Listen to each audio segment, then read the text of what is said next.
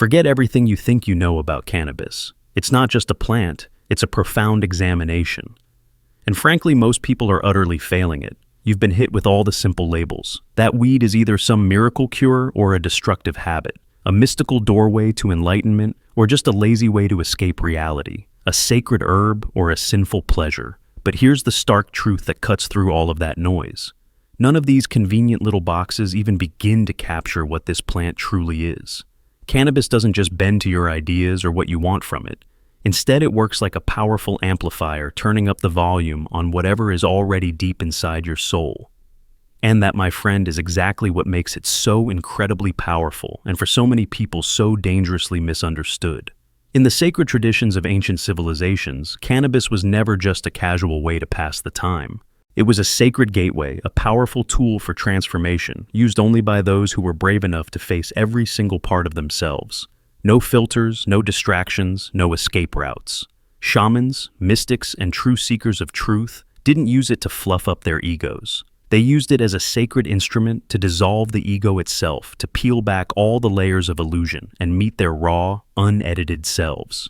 Now, let's fast forward to today, and the situation couldn't be more different. This plant that was once so revered is now everywhere sold as casually as candy smoked, like it's the latest trend and even worshipped as a whole lifestyle. What used to be a deep, intentional ritual has broken down into a mindless routine. The sacred has been twisted into a grotesque spectacle. This isn't about whether cannabis is good or bad. This is about something far more important, what this powerful plant is actually doing to the fabric of your soul, and whether or not you're truly prepared for that encounter. Long before cannabis was ever casually rolled into a joint or packaged for profit, it was honored as a sacred key. It was handled with the greatest care, deep reverence, and given only to those who had the wisdom to understand the profound doors they were about to open. At the dawn of civilization, this plant was never seen as a simple way to have fun. It was a holy tool, a potent substance deeply connected to the subtle rhythms of the spirit. Its use was strictly limited to the sacred spaces of deep ritual, disciplined fasting, heartfelt prayer, and transformative solitude. Picture ancient India, where cannabis was a sacred offering to Shiva, the great god of destruction and transformation, the divine being who dissolves all illusions so that pure truth can finally emerge. His followers, the sadhus, didn't smoke for fun. They took part in this ritual to symbolically die to their ego to rise above the everyday self. The chillum they held wasn't a fashion accessory. It was a sacrament, a direct line to the divine. This reverence was found in many cultures. In the advanced practices of Taoist alchemy, cannabis was carefully blended with other potent herbs, not to dull the senses, but to refine life energy, grow a deep inner silence, and bring on visionary dreams that offered glimpses beyond the veil. It wasn't used to numb everyday perception, but to awaken a much more subtle, heightened awareness. Ancient texts describe it as a spirit ally, a powerful being that could either sharpen insight to a razor's edge or dangerously unbalance one's life force, the key, depending entirely on the user's inner state and preparation. To the unprepared, the uninitiated, it was never a gift. It was a powerful test. Sufi mystics also used hashish in their sacred ceremonies, trying to dissolve the individual self into the overwhelming presence of the divine. And yet, even among these experienced spiritual explorers, the plant was a controversial topic. The great poet Rumi himself warned about intoxication that just mimics true awakening, leaving the soul tragically untouched and unenlightened. The plant was only truly revered when its use led to the destruction of the ego, not its subtle deceptive amplification. It had to be used with the respect and precision of a master swordsman, or it could cut the very hand that dared to hold it. Among the Rastafari, cannabis or ganja is celebrated as the herb of wisdom, the healing of the nations. But its use is anything but casual. It is deeply woven into prayer, brought into reasoning sessions, where words and smoke rise together in a collective earnest search for truth. It serves as a tool for deep communion, not a cowardly escape, and is never separated from its spiritual context. In those sacred circles, cannabis isn't consumed to forget the world's problems, but to remember the divine spark that lives within it and within every person there. And yet, here we are in the modern West, having largely turned this profound sacrament into a cheap souvenir, a fleeting sensation. What once required strict preparation, fasting, and focused intention now requires nothing at all. You can get weed at a drive-through light up, while sending text messages and mindlessly scroll through an endless feed of meaningless digital noise, all while floating in a synthetically created calm. The plant itself is the same, its ancient power is still there, but the context around its use has been completely desecrated. And when cannabis is stripped of its ritual container, it loses its compass, its spiritual direction. When the sacred ceremony is gone, all that's left is raw sensation. And sensation without purpose, without guidance, always breaks down into mere indulgence, a hollow chase for fleeting pleasure. The real danger here isn't in the plant itself. It's in our modern nerve to engage with something once considered profoundly sacred, as if it were just another form of cheap entertainment. Cannabis doesn't give you a predictable one-size-fits-all experience. It provides powerful amplification. If you approach it feeling grounded and centered, it can deepen your connection to yourself and the universe. But if you are lost, disoriented, and adrift, it will only make the confusing maze of your own mind even bigger. Most people tragically don't even realize they are stumbling into a sacred temple with muddy, disrespectful feet. And then they're surprised when their experience is filled only with distorted shadows and unsettling echoes. There are, of course, layers of understanding about cannabis found within Hermetic, Gnostic, and mystical traditions. These are profound insights, maybe too detailed for a quick overview, but they are vital for true understanding. The plain truth is that the plant doesn't just decide where it's going to take you. It simply and often brutally holds up a mirror, and that mirror reflects absolutely everything. Your deepest fears, your unresolved emotional pain, your unspoken questions, and your hidden anxieties. It doesn't care about your vibe or your casual plans. It cares about the truth of your inner state, the very core of your being. This is exactly why, in most authentic traditions, the preparation itself was the most crucial ritual. Disciplined fasting, sacred chanting, periods of deep silence and careful cleansing, all done with solemn dedication before the first inhale. This wasn't just superstition. It came from a deep understanding that the mind must be made stable, clear, and open before it is expanded. Used with real reverence and proper preparation, cannabis is not just a drug. It's a doorway. But doors by their very nature lead in both directions. They can open to illuminating light, but they can just as easily swing open to reveal disorienting shadow. And the most dangerous illusion of all is to happily believe you can handle both the light and the shadow when you haven't prepared for either one. It's not an accident that so many people report unsettling experiences of anxiety, paranoia, or a strange feeling of being watched when they use cannabis. Most will quickly blame these feelings on a bad strain, the wrong dose, or a simple chemical imbalance in their brain. But what if these unsettling moments aren't a mistake by the plant at all? What if cannabis is in fact doing its ancient intended job, to mercilessly strip away the constant mental chatter, to pierce through the comfortable veils of illusion, and to force you to confront what's been lurking just beneath the surface of your awareness? Think about the wisdom shared by great spiritual teachers who talk about understanding and taming the monkey mind. These are the untamed, buried parts of your psyche, the parts you've consciously rejected, conveniently forgotten, or simply never dared to truly look at. They aren't necessarily evil ghosts, but they are undeniably uncomfortable. They aren't malicious forces, but they are profoundly inconvenient truths. It's the unprocessed grief you've tried to bury, the righteous anger you've swallowed, the difficult realities you couldn't stand to face. The plant doesn't create these shadows, it powerfully reveals them. Like a high-fidelity amplifier, it doesn't write the music, it just makes whatever is already playing inside you deafeningly louder. And for a huge number of people, what's playing is a symphony of unresolved pain and internal conflict. This is the critical part of the cannabis experience that few are willing to talk about openly because it doesn't fit with the marketable stories of relaxation, chill vibes, or easy enlightenment. Yet, if you talk to any serious, dedicated spiritual practitioner, they will confirm that the difficult path to true awakening always begins in the underworld of the self, not in beautiful visions of light, but in the stark, often painful discomfort of facing yourself. And cannabis, when approached consciously and with respect, can be one of the most effective and uncompromising tools for this journey downward. But this is only true if you are genuinely ready, only if you are truly willing to look at your own unmasked face with all its imperfections and hidden wounds. In the realm of mystical psychology, this moment of raw exposure is considered sacred. It's not a sign of failure. It's a profound invitation, that creeping anxiety that unfolds after a puff, that disorienting, spiraling sense of self-consciousness, that rising tide of paranoia. These are not malfunctions of the plant or your mind. This is direct feedback.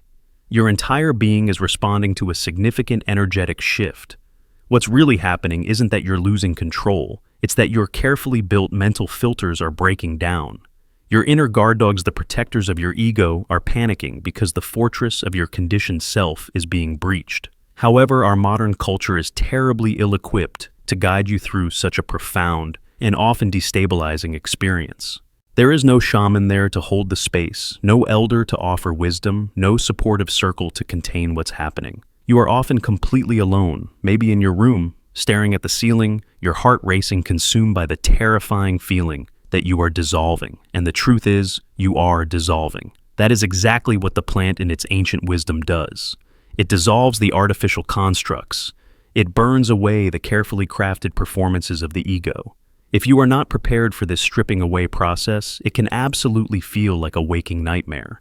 Not because the plant is evil, but because the encounter with your raw self is so terrifyingly, undeniably real.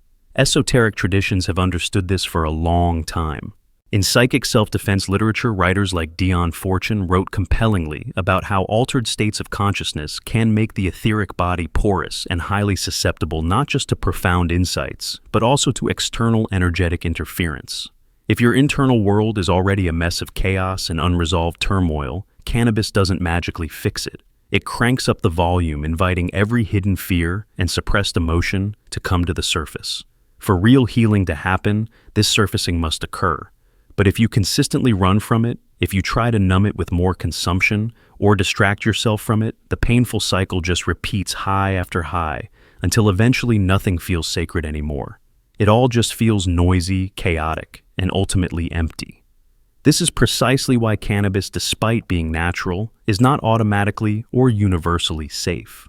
It doesn't have the ability to tell the difference between a prepared soul and an unready mind. It doesn't get to choose who gets a vision and who stays comfortably asleep. It simply and quite impersonally opens the curtain.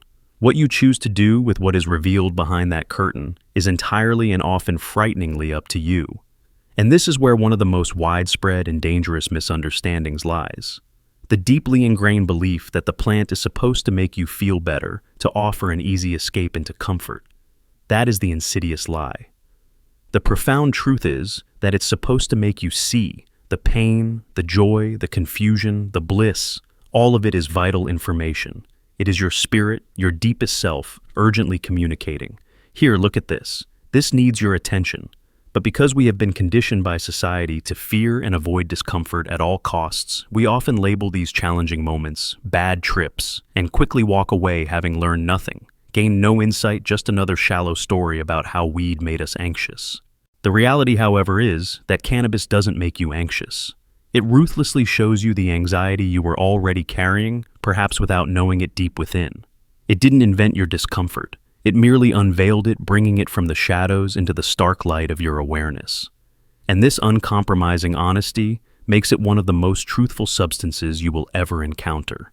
But honesty, as we know, isn't always kind, and the truth doesn't always feel good or comfortable. The plant is an unyielding mirror, and sometimes the reflection it shows you isn't pretty, isn't what you wanted to see. But maybe, just maybe, it's exactly what you desperately needed to see for your own growth and ultimate liberation. One of the biggest and most tempting spiritual traps is the tendency to mistake a fleeting sensation for a lasting truth.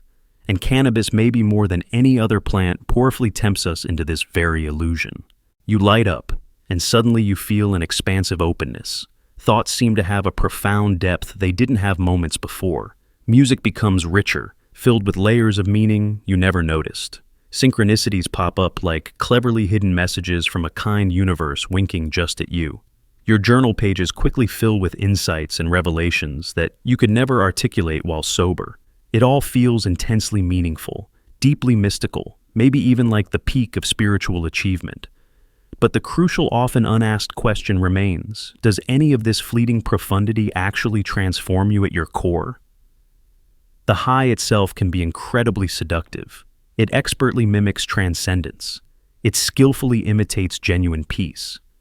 But imitation, no matter how convincing, is not integration. Just feeling expanded is not the same as truly becoming whole.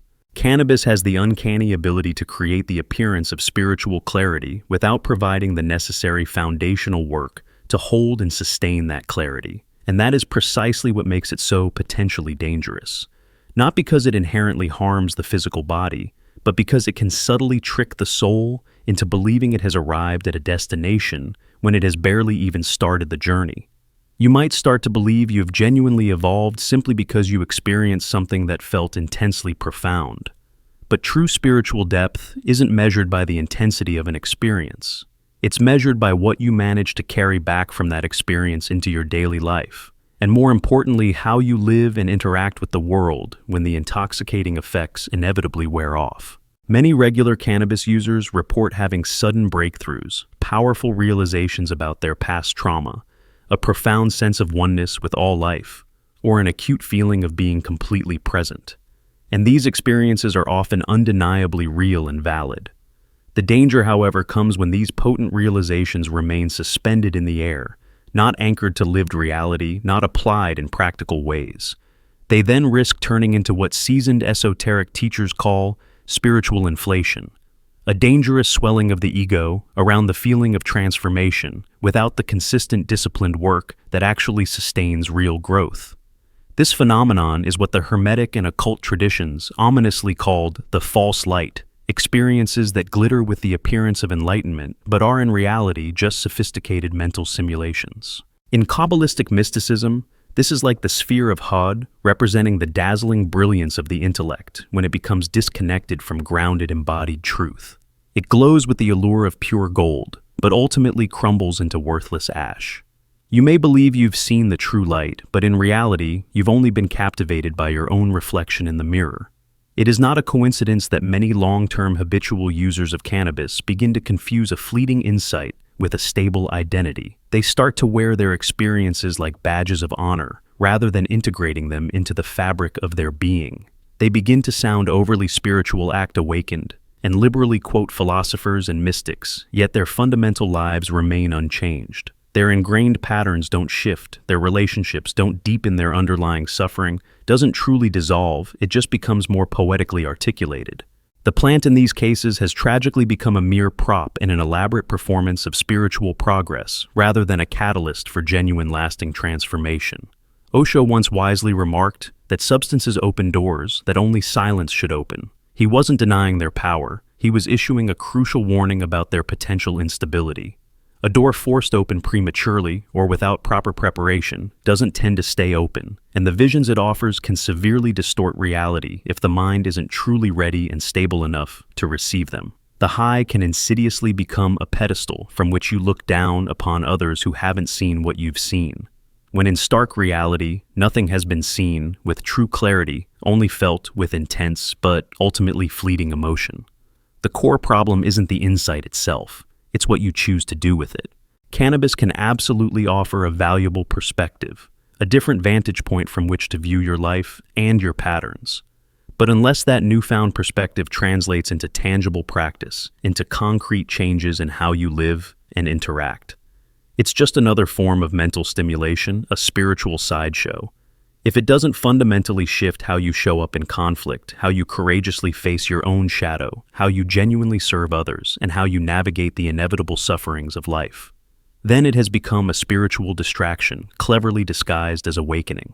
And that is the real danger. Not the plant itself, not the smoke, but the alluring story you tell yourself about what it all means. The high is not the truth. It's merely a doorway. But if you choose to stand indefinitely in that doorway, mistakenly believing you've arrived at your destination, you never actually step into the room beyond. You risk becoming addicted not necessarily to the substance itself, but to the pervasive and comforting illusion of progress. And that particular illusion, the illusion of unearned enlightenment, is often far harder to detox from than any chemical dependency. This is precisely why traditions with true spiritual depth never worship the high itself. They used it as a pointer, a signpost towards something far deeper and more substantial. They never glorified the vision alone. They always asked what that vision demanded of them. Because real authentic awakening isn't primarily what happens on the plant. It's what unfolds after. It's found in the profound silence that follows the experience and the conscious choices that emerge from it, and in the humbling realization that seeing something once doesn't mean you truly understand it. Cannabis offers access, not arrival. But the world today doesn't desperately need more fleeting access to altered states. It desperately needs more anchors, more individuals who don't just visit the sacred, but courageously embody it, who don't just feel the truth, but passionately live it. Cannabis doesn't just affect your thinking mind. Its influence goes deep into the subtle body, that invisible, intricate architecture of your being that carries your thoughts, emotions, memories, and delicate energetic imprints. You can't see this subtle anatomy with your physical eyes, but you can most certainly feel its presence and its shifts. And when the plant interacts with this energetic field, it doesn't politely ask for permission. It powerfully amplifies whatever is already vibrating there.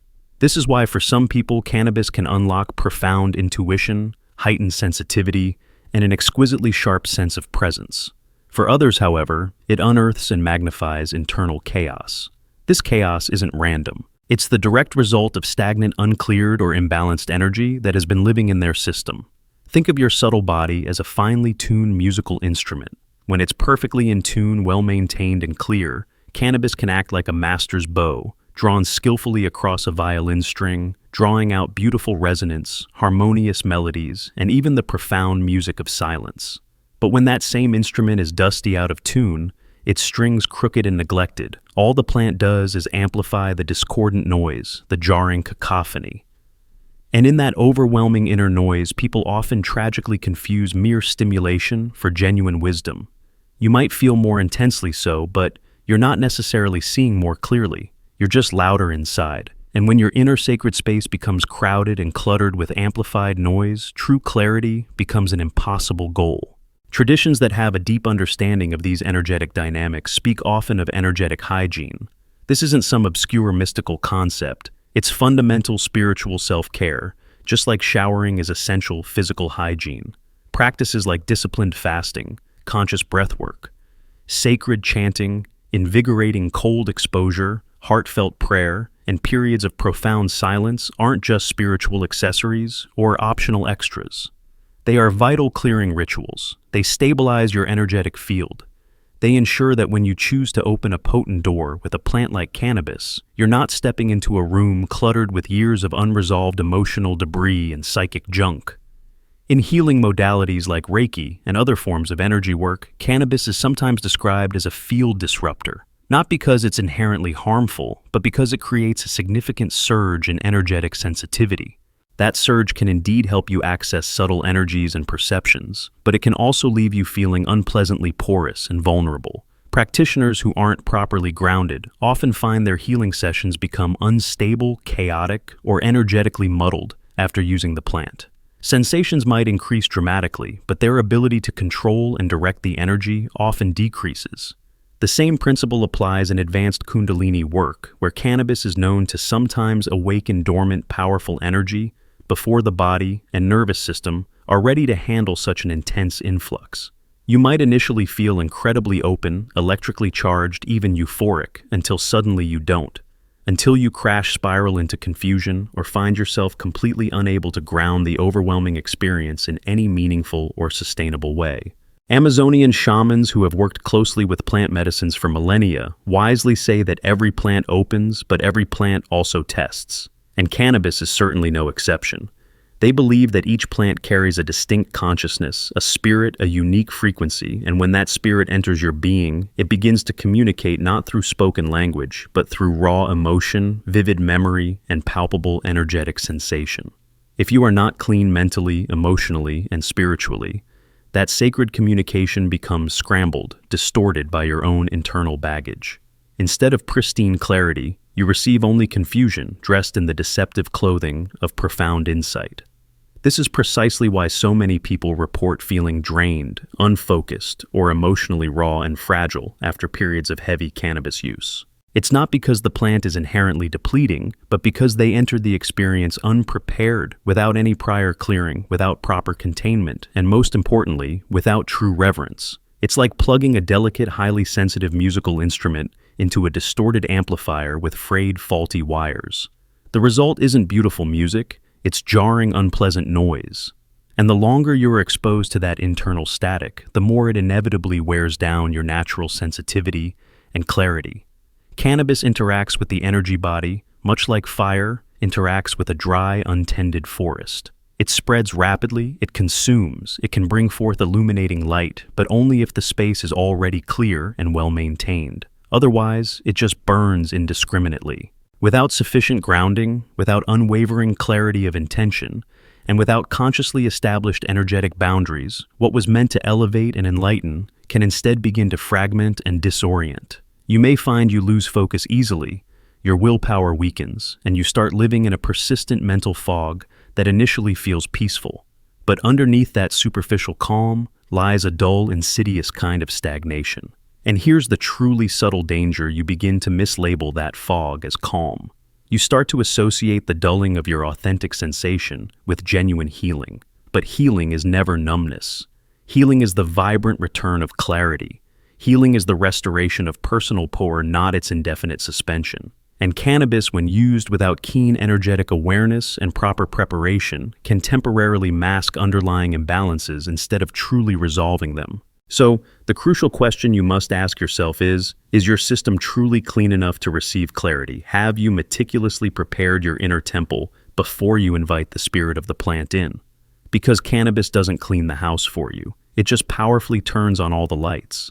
What you ultimately see depends entirely on what was already there, hidden in the shadows of your unprepared self. Once upon a time, in ages past, cannabis was approached with solemnity, its use reserved for moments when the soul was truly ready, prepared, and seeking profound connection. Now, in stark contrast, it's often used simply because the work week has ended or because boredom has set in. This dramatic shift didn't happen overnight.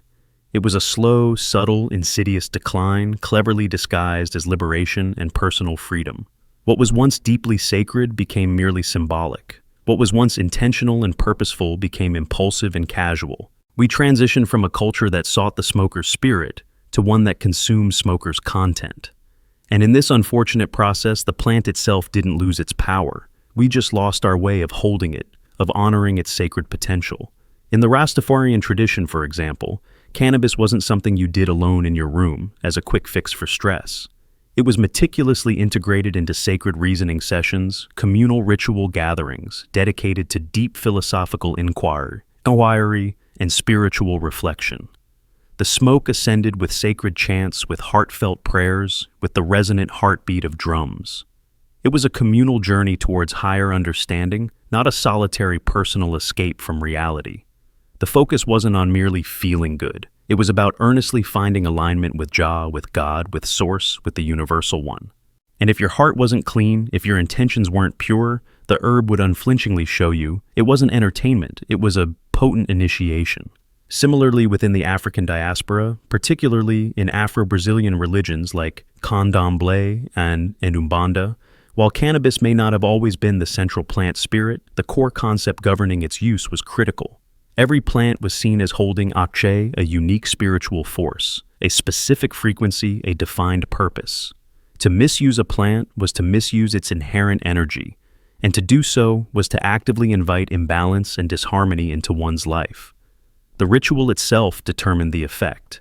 The ceremony meticulously created the sacred container.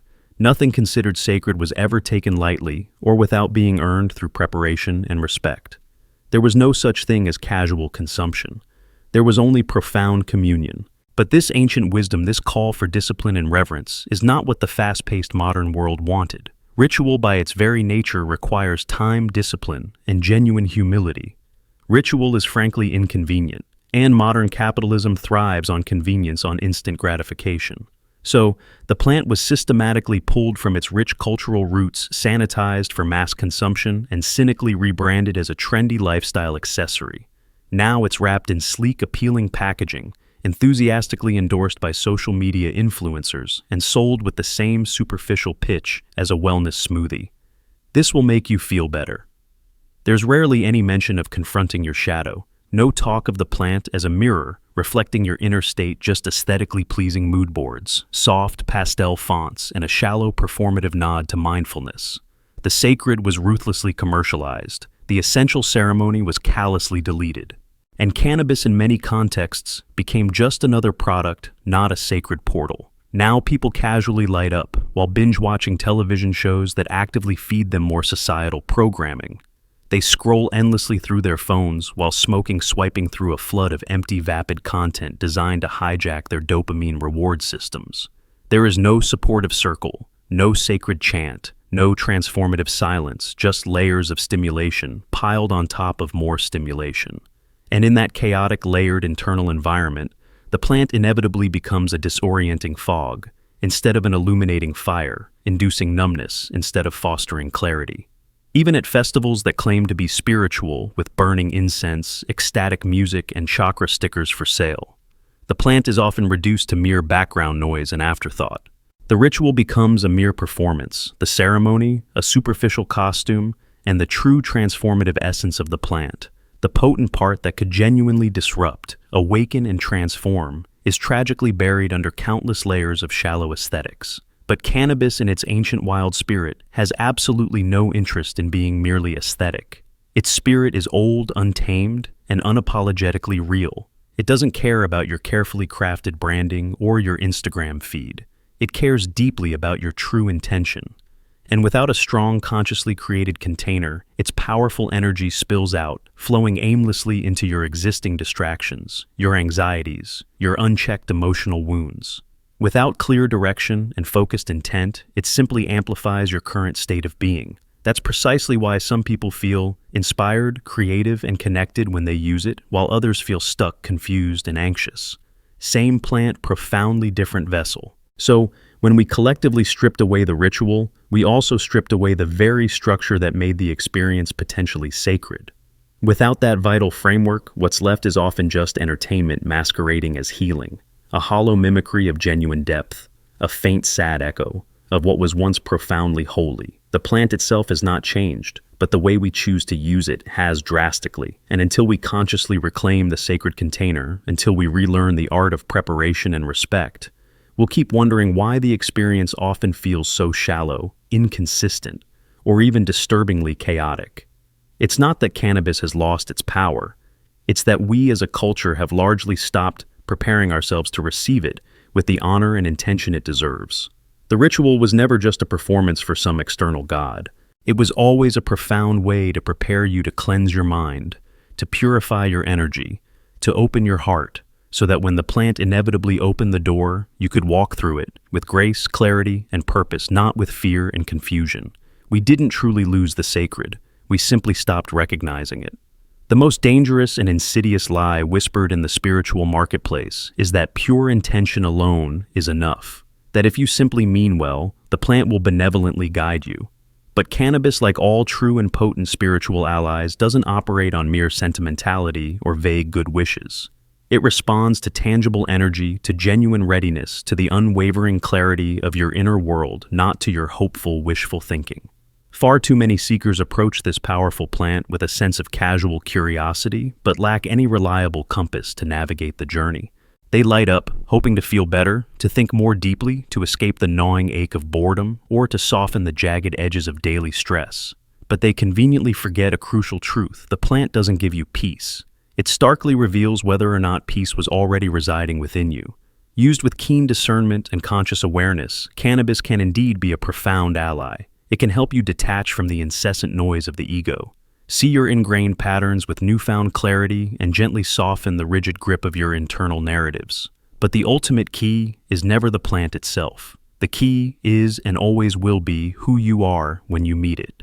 Without a consciously established structure, the experience can become slippery and disorienting. Without dedicated reflection, any insight gained quickly evaporates like morning mist. Without consistent grounding practices, the feeling of openness can easily devolve into a sense of fragmentation and vulnerability. So, the vital question becomes, how do you use the plant without in turn being used by it? Firstly, by understanding that cannabis should rarely, if ever, be your first reflexive response to discomfort. If you feel anxious, don't immediately reach for a joint.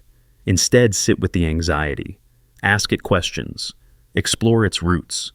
If you're feeling restless and agitated, don't seek to escape it through intoxication. Instead, move your body, breathe deeply and consciously. Journal your thoughts and feelings. Only when the body is settled and the mind has achieved a measure of clarity can the plant potentially act as a tool of genuine refinement rather than merely another source of disruption. Before engaging with cannabis, ask yourself with radical honesty, what am I truly seeking here?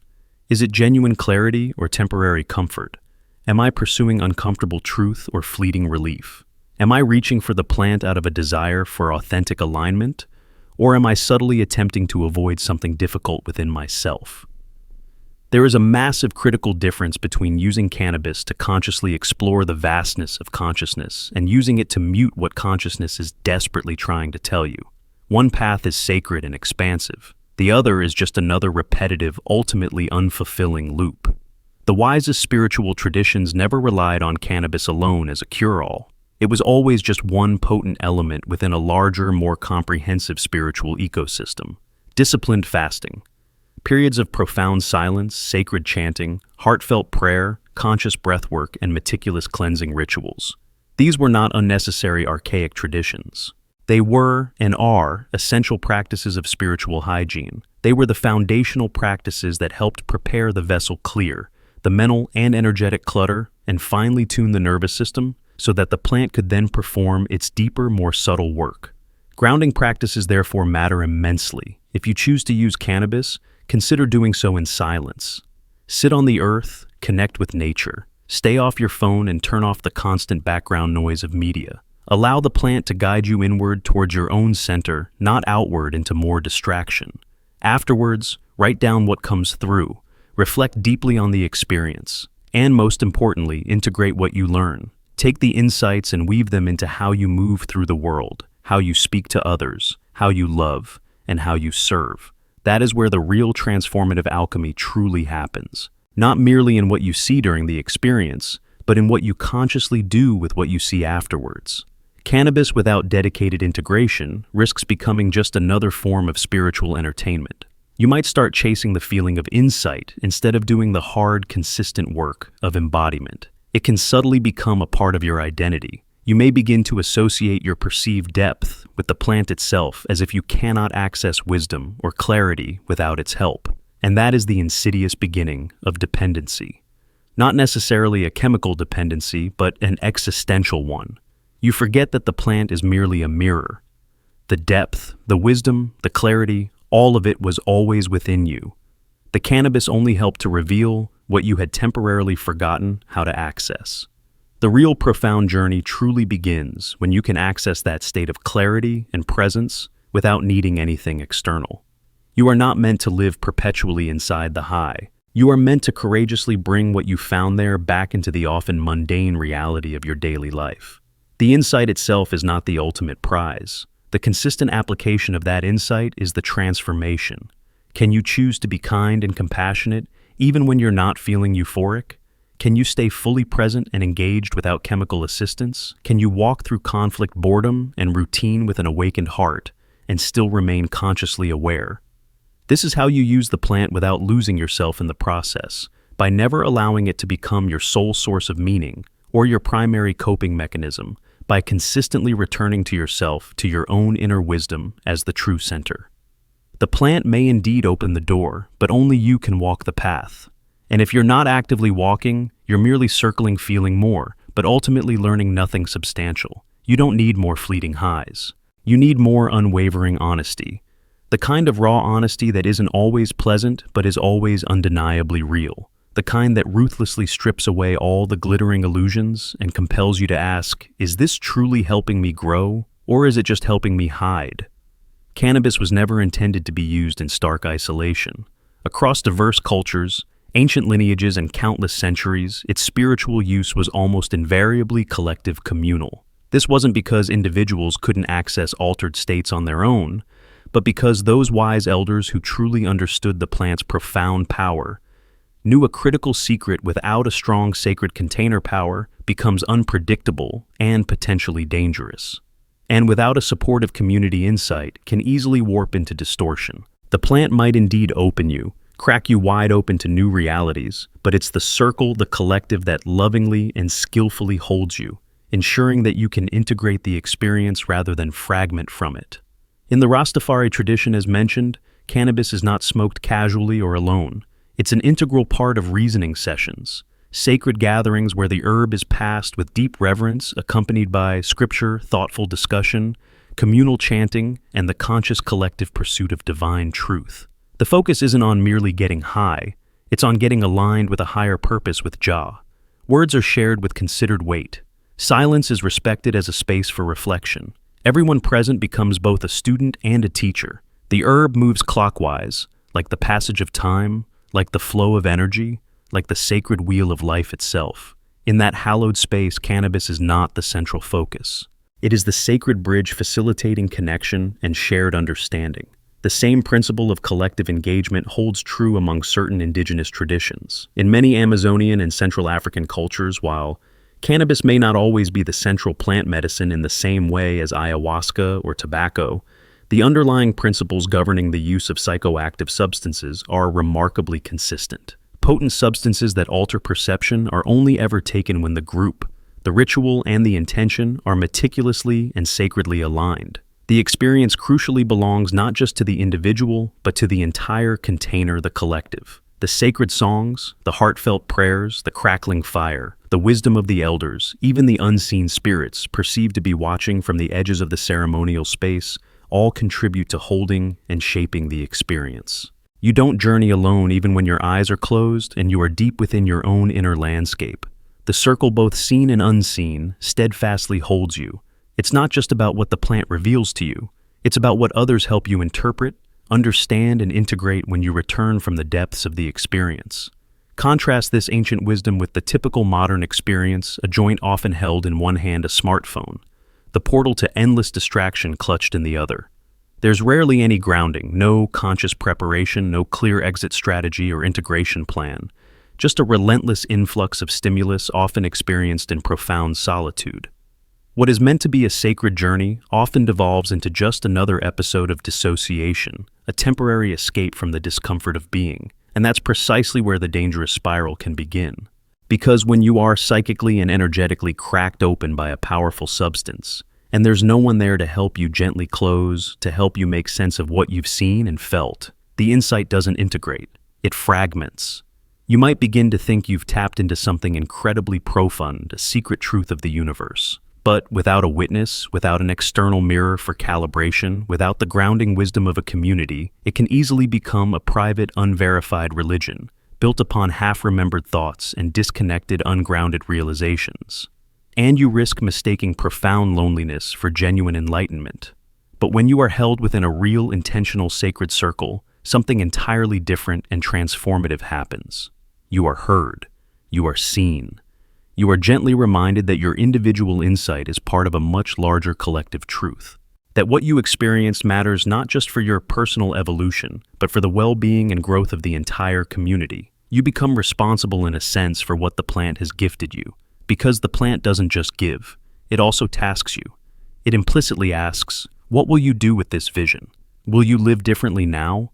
Will you serve others more deeply? Will you commit to your own healing and the healing of the collective? In sacred circles, the ego has far less room to perform its usual tricks. You can't easily pretend you're awakened when someone else in the circle, grounded in their own truth, sees right through your carefully constructed facade. You can't claim profound transformation without being gently but firmly held accountable for embodying that change in your daily life. There's simply no place to hide inside a well-held ceremony, and that's precisely why it works so effectively. Because it's not ultimately about how the plant makes you feel in the moment. It's about how the entire experience is witnessed, processed, and integrated with the support of others. The circle acts as a crucial safeguard, preventing individual illusion from hardening into unquestioned doctrine. When you're alone with a powerful experience, there's no challenge, no healthy resistance. And so everything you perceive can feel overwhelmingly true. But not everything you feel is objective truth. Not every idea that emerges during a high is inherently sacred or divinely inspired. Some are mere projections of your own mind. Some are distortions colored by your unresolved issues. Some are just mental noise cleverly wearing spiritual clothing. The circle helps you discern the authentic signal from the distracting static. It helps you test your vision in the clear, compassionate light of shared reality. Even in bustling modern cities, sacred containers can be consciously created. A few trusted friends, candles lit, phones turned off, a clear spoken intention, a shared moment of silence before and after the experience, a collective commitment to reflect, to hold space for one another, to aim not just to trip, but to genuinely transform. You don't necessarily need a remote jungle or an ancient temple to do it right. You need reverence. You need a semblance of ritual. You need community. Without these vital elements, cannabis often floats like fragrant incense in a windy open room. Beautiful for a moment, but ultimately directionless and quickly gone. The plant with its potent spirit asks for structure because its energy is inherently powerful. And like any form of power, it magnifies whatever it touches. In a supportive collective setting, it can magnify clarity, healing, and shared vision. Alone and ungrounded, it can just as easily magnify confusion, illusion, or the tenacious grip of the ego. So, perhaps the pertinent question is no longer just, what are you smoking for? But, rather, who are you smoking with? Because the presence or absence of a sacred container often determines whether the plant becomes your wise teacher or your most cunning distraction. There inevitably comes a point in every sincere seeker's journey where the initial thrill of the altered state, the sheer novelty of the experience, begins to lose its potent meaning. The visions may become repetitive. The insights may start to echo things you have heard or realized before. And that precisely is when the deeper, more authentic path truly begins. Not with a pursuit of more intensity, but with a commitment to more profound honesty. Because the real transformative work is not found in what you see or feel when you're high, but in what you consciously choose to do and be when you're sober. Discernment. That keen ability to distinguish truth from illusion becomes the new, more refined high. Not fleeting stimulation, but enduring clarity. Not temporary euphoria, but sustainable alignment.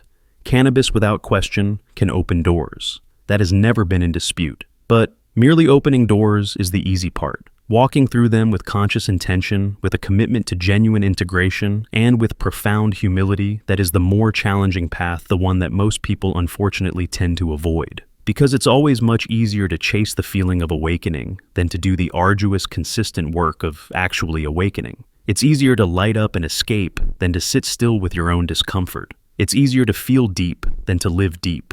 But simply feeling something intensely doesn't automatically make it true, and merely seeing something in a vision doesn't make it objectively real. Discernment is the crucial faculty that separates genuine insight from captivating illusion. It's what keeps you from tragically mistaking the echo for the original essence. In ancient Greek philosophy, discernment was called krisis, the inner blade that skillfully cuts through deception. In Vedanta, it's known as viveka, the profound power to distinguish the real from the unreal. This isn't about cultivating a cynical skepticism. It's about fostering genuine spiritual maturity. It's the courageous ability to question even your most profound and cherished experiences, to humbly ask, is this an objective truth, or is this just what my ego desperately wanted to hear? Because cannabis in its impartiality will often give you both. It will speak in riddles, in evocative poetry, in raw, unfiltered emotion. And if you're not adequately grounded, if your discernment isn't sharp, you risk building entire belief systems out of metaphors that were never meant to be taken. Literally, constructing elaborate castles in the sky from fleeting wisps of feeling. That's precisely where the insidious process of spiritual inflation often begins. The ego, ever cunning, rebrands itself as awakened. It starts speaking in lofty mystic terms, adorning itself with the garments of transcendence, liberally quoting scriptures and spiritual masters without ever truly living their teachings. It becomes addicted not necessarily to the plant itself, but to the intoxicating feeling of being special, of being in the know, of possessing secret knowledge. You start to confuse heightened sensitivity with genuine superiority, and you gradually stop listening to anything or anyone that doesn't enthusiastically support your current high or your inflated self-perception. This is why discernment must be diligently cultivated before cannabis is considered as a spiritual tool, because without it, you're not truly opening to higher truth. You're often just rearranging the furniture inside your own pre-existing delusions. The plant as always amplifies what's already there. If you carry underlying confusion, it will bloom spectacularly. If you carry genuine clarity, it will deepen and expand. The plant doesn't discriminate. It simply reflects. And so the critical questions become, are you willing to sharpen your inner blade of discernment? Are you willing to ask profoundly uncomfortable questions about your true intentions, your hidden expectations, and your ingrained patterns? Are you willing, crucially, to set the plant down when it no longer genuinely serves your growth? That last point might be the hardest test of all, the courage to not use the plant when you don't truly need it, the wisdom to realize that the ultimate insight was never contained within the leaf itself, but in how the leaf helped you remember the vast wisdom already residing within you. Cannabis is not the path. It's at best a compass. It can point, it can direct, but it cannot walk the way for you. And it certainly cannot carry you to your destination. The plant may hold up a mirror, but mirrors don't create, they only reflect. They don't move. You do. And if the reflection itself becomes the primary focus, you tragically forget what it was there to show you in the first place. This is the critical juncture that many seekers never reach. They stop at the sensation. They stop at the poetry. But the mystics, the true seekers, the ones who courageously walk the authentic path, they go further. They learn to trust the quiet wisdom that follows the dissipation of the high. They learn to listen intently for the subtle messages that don't come wrapped in dazzling euphoria. They learn to sit patiently with discomfort and ask what profound lesson it's here to teach. Because the ultimate goal is not to stay perpetually high. The goal is to stay consistently awake.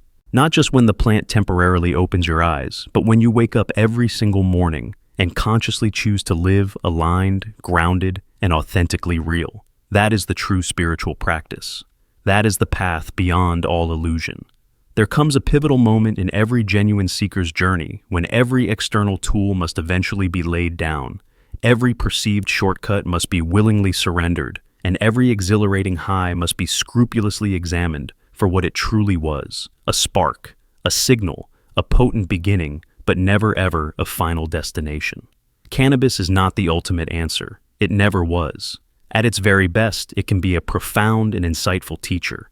At its worst, and used unconsciously, it becomes yet another alluring distraction, cleverly dressed in the guise of spiritual depth. And if you are truly deeply listening not just to the noise in your head, but to the quiet wisdom of your soul, you will intuitively know when it's time to stop chasing the ephemeral smoke and begin diligently building the enduring fire within yourself.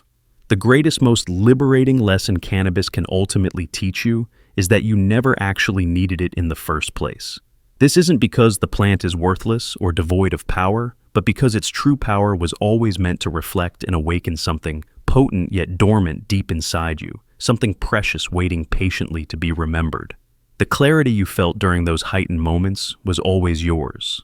The profound stillness, the flashes of insight, the deep sense of connection, none of that originated from the plant.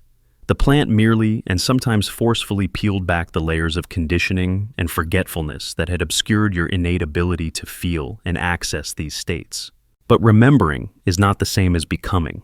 The journey doesn't conclude with what you saw in a vision. It truly begins with what you consciously choose to do with that insight now in your everyday life. This is precisely why the ancient traditions never glorified the plant itself. They deeply respected it. They used it as a sacred doorway, but never as a permanent crutch.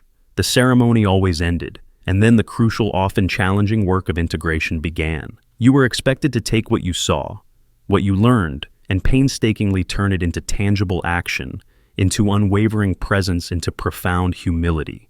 You were meant to walk into conflict differently, to love with fewer conditions, to serve from a deeper, more authentic place.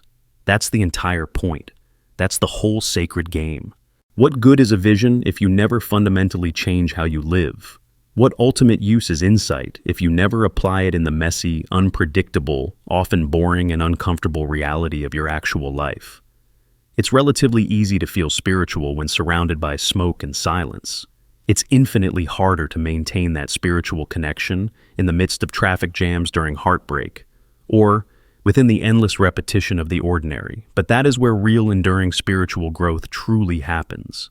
Not on the metaphorical mountaintop of a temporary high, but in the challenging valleys of everyday existence.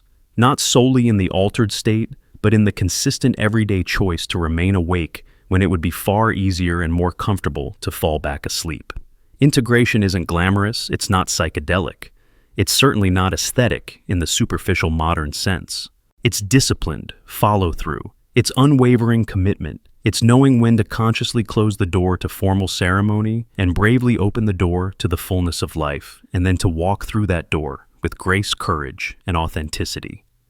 This is what the spirit of the plant, in its deepest wisdom, ultimately asks of you. Not blind reverence, not mindless worship, but embodied truth. You were never meant to become permanently dependent on the teacher, whether that teacher is a plant, a person, or a philosophy. You were meant to learn to grow and ultimately to graduate. You're not here on this earth merely to orbit meaning from a safe distance. You're here to make it real, to embody it, to take the precious fragments of truth you've glimpsed and meticulously ground them into the very way you speak, the way you listen, the way you show up even when no one is watching. That's where the plant's influence becomes a true legacy, not just a substance you occasionally use, but a spirit that genuinely shaped you for the better. Not a high you endlessly chased, but a mirror you courageously faced again and again, until it finally showed you something undeniably, authentically real. And here's what's profoundly real. The sacred doesn't need cannabis. The sacred is already and always has been within you. The ultimate question then is, are you willing to live like it? Are you willing to stop desperately looking for the signal outside of yourself and start courageously transmitting it from the depths of your own being? This conversation, this exploration, doesn't end here. If you've made it this far, if these words resonate deep within you, then you are already seeking something far more substantial than mere sensation. And that deeper seeking is precisely what we aim to support here at Awaken Within. Perhaps you will explore further, sign up for a newsletter, receive a digital copy of a text like the Kybalion, not as a passive gift, but as an active tool, because some teachings, some truths simply cannot be fully packaged in a short video or a single article. Some are meant to be diligently studied, deeply lived, and fully embodied, because in the end, it's not truly about the plant. It's about you. Not about what you smoke, but about what you consciously choose to become. Not about the fleeting highs, but about how you navigate and grow through the inevitable lows. The plant may have shown you a glimpse of what's possible. Now, the choice is yours. Will you continue to chase the light, or will you finally decide to become it?